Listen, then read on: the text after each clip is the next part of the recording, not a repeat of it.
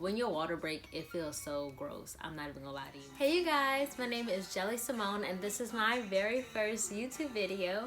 And today I'm just gonna be sharing my birth story. I had my son last year and I've been wanting to tell the story for a long time now because it was a crazy night, morning, whatever. So I'm gonna start off by saying that I had a condition during my pregnancy called Vasa Previa, which did not allow me to have a vaginal birth. So I already had a scheduled C-section, and also I was put on pelvic rest, which means no sex, no orgasms, depending on your doctor. Some might say that you can, some might say that you can't.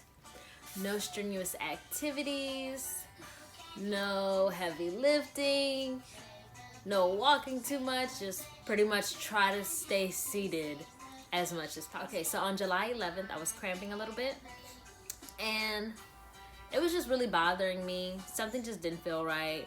I was in a lot of pain. Hey. And I went to the doctor for it because it was just like over and over and over, like I just was in pain.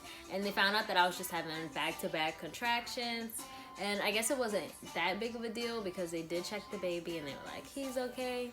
So they checked to see if I had dilated or anything and I hadn't. So they were like, okay, you're good, you can go home.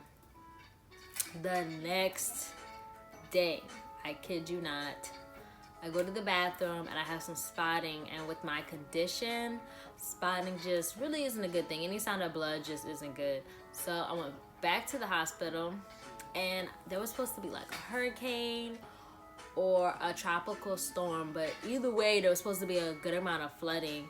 So my doctor said that she wanted me to stay at the hospital for a couple days because she didn't want to send me home, even if everything was okay. She didn't want to send me home because if I went home and then it started flooding and it was too difficult for me to get to the hospital, if something happened, she just didn't want to do any of that.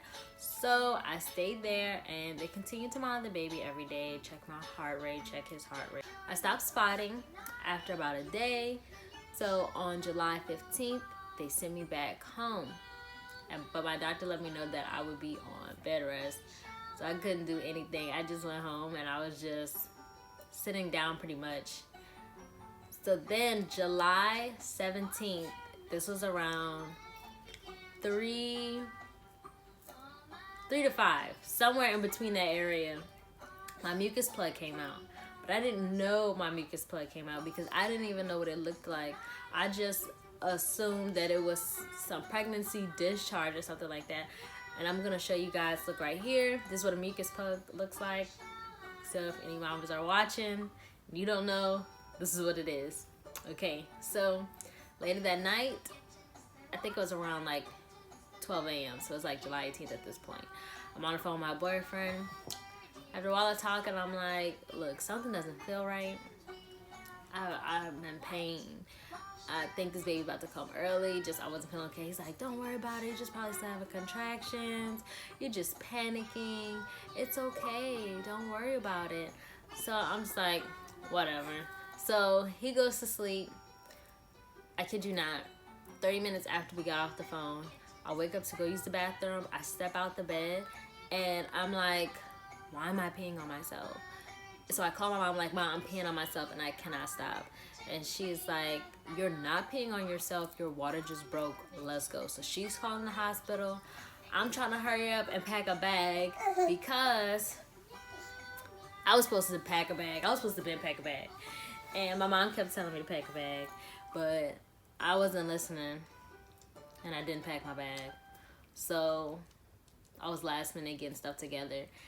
After that, we called Glenn multiple times. Glenn's my boyfriend, by the way.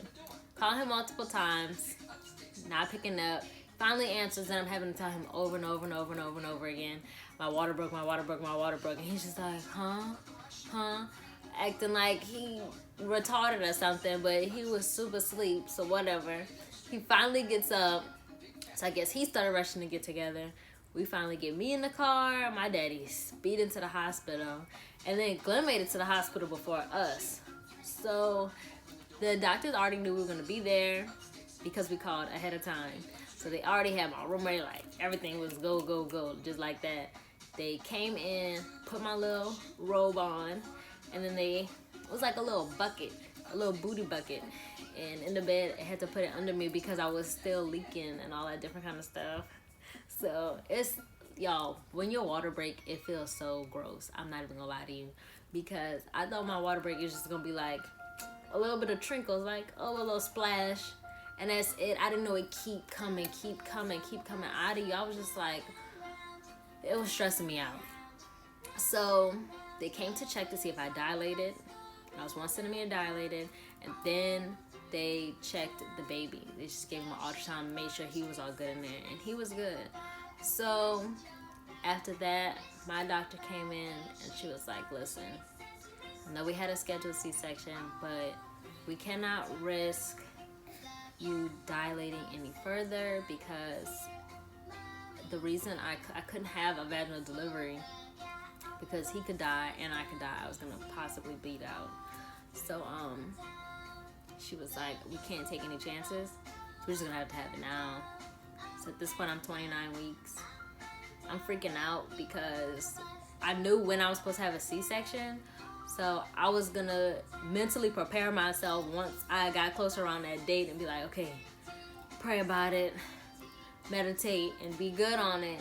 And I just felt like everything was happening so fast. Like, I felt like I wasn't ready. And a C-section, I feel like it's a scary thing to do. It's at least scary for me. I wasn't ready. I didn't want to have a C-section. Like, who wants to be cut open? Sorry, I did not want my stomach to be cut open. I was nervous. I was freaking out. But it had to be done. So they wiped down my legs and my arms.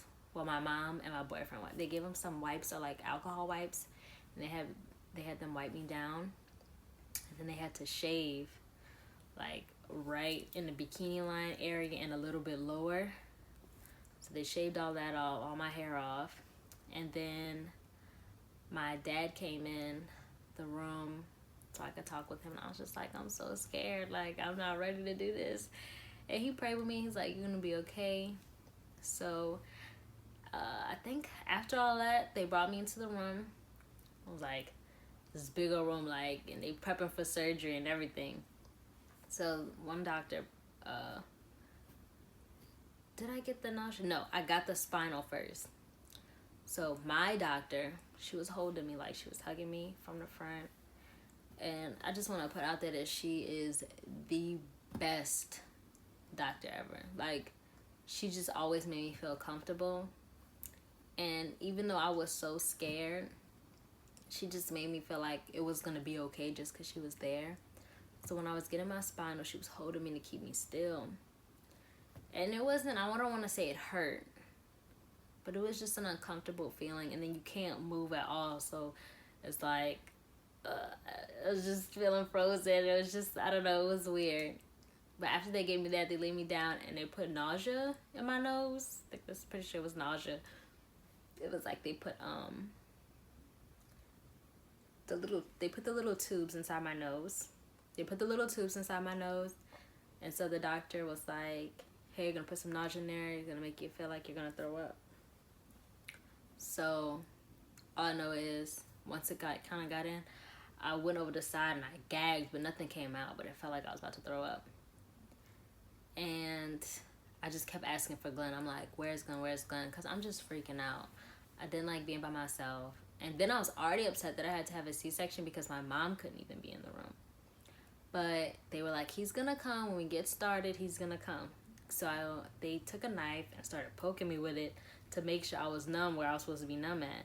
And I just kept freaking out. I'm like, no, I need y'all to poke me again. Like, I wanted them to keep poking me to make sure I couldn't feel it. So then I guess once they were about to start cutting me open, they had Glenn in the room. Then all of a sudden, it felt cold. It felt like my whole body was just shivering. I was shaking. I grabbed on, I think it was like a little pole next to me. And I grabbed on it. I'm just shaking. And I'm grabbing because I'm trying to keep myself still. Because I'm like, I don't want to move. And she trying to cut me open. And I messed something up. So I'm trying to keep myself still. And when I talked to Glenn about it later, he was like, you weren't shaking. I'm like, nah, I was shaking, but he said I wasn't. But that's how it felt to me. It felt really cold in the room. Whatever they was doing to me, whatever was going through my body, it had me cold. Glenn just kept trying to talk to me. He's like, "Are you okay? How you doing?" And I'm like, "Boy, I can't talk right now. I can't communicate. You just rub my hand, make me feel better. Just be here." But I just kept shaking my head like, like, stop asking me questions. I can't answer you. So I guess when they were pulling the baby out, it just felt like pressure. Like they was just pushing pressure on my stomach. It was the weirdest feeling ever. I can't even, like, it has to happen to you for you to really understand it. So I heard my baby cry for like a second, and then I didn't hear anything anymore, and I vaguely remember them bringing him next to me, but I was kind of starting to get a little woozy and get really out of it. Glenn was able to hurry up and take a picture though of me seeing him, and next thing I remember was they told him he had to go. Then I was just out, and so yeah, I guess passed out, went to sleep, whatever. They were stitching me up, and I wasn't up for it, which was fine with me. But when I did look at the picture of my baby, I'm gonna show it to you guys. Look right here. You can see it just looks like he's not even breathing. You know, it was just really hard for me to see that, because I'm just like, I felt bad. I felt really bad that I couldn't hold him in long enough, because I'm like, hey, he really could have died. And I'm like, I was trying so hard to not have him, but I couldn't do nothing about it. So I guess they wheeled me back upstairs. Again, I'm still sleeping. I know they said my doctor came in the room. I was still sleeping, and I woke up at some point when I guess they just came to check on me, and they were talking to me about my baby, just letting me know that he was in the NICU. I don't remember so much as to like what the doctor was talking to me about. I just know little things like that. She was just telling me about like my C-section, the stitches, things like that. And they told me I would be able to see my baby at some point after they needed to move me to another room.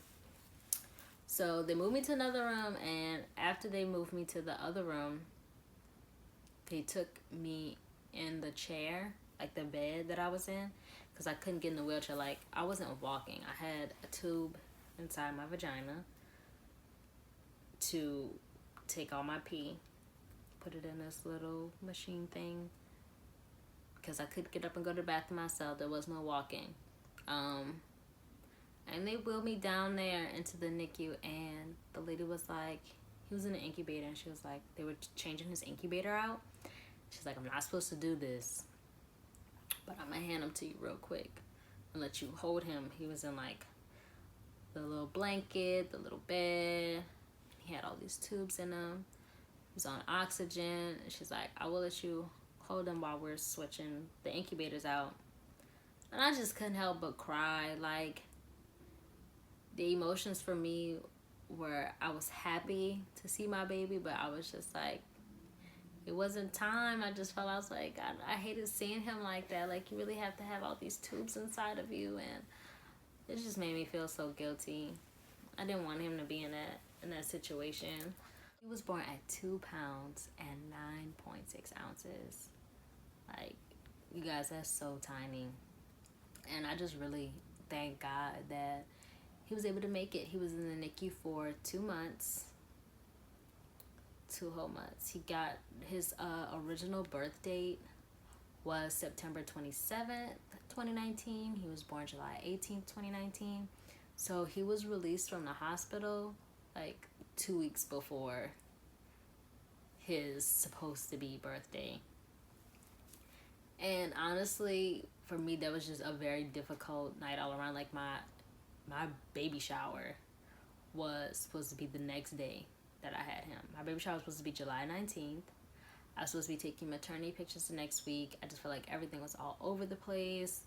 I was freaking out because he was in there. It was very hard for me. It was a really emotional time having that C-section. I mean, the pain was excruciating. Never experienced anything like that in my life. Like, that shit is hard, okay? I can't, it was just a lot. And it was a tough time for me. I'm glad, I'm glad to have my baby, but I'm also glad it's in the past, because it was so emotional for me. I was crying a lot, and I'm just glad I'm not dealing with that anymore. I'm glad that I have him now, that he's just a big boy and he's healthy and he's not in that hospital anymore, because that was the toughest thing for me to do, was just see him like that. It was horrible for me, but it was just a wild night when it came to like the water break and having him and all that. It was just a lot. But when everything finally cooled down, you know, I was able to go back and forth and see him while I was inside the hospital. My boyfriend was helping me in the wheelchair. He stayed at the hospital with me every night I was there, as he should. And he was bringing me back and forth. I was learning to walk a little bit. And I really can't say like how it felt to sit there, and I only got to hold my baby for like 2 seconds. So I really can't say how it felt when, I got to hold my baby and he got to latch on, because I didn't get to do any of that. Me holding him in the blanket was it. Once he was put back in the incubator, it was weeks before I was able to actually hold him and touch his body. So I don't know what any of that feels like, but I know what it felt like when he finally got to come home. When he came home, that was it. Nobody could get me out of this house, because I was about to sit inside and spend time with my baby, because I finally got to have him. But thank you guys so much for listening, watching me talk about my birth story. If you have anything that you might want to hear from me, or any videos you would like to see from me, just comment below. Don't forget to like and subscribe to my channel, and I will have plenty more videos coming soon. Thanks. Bye.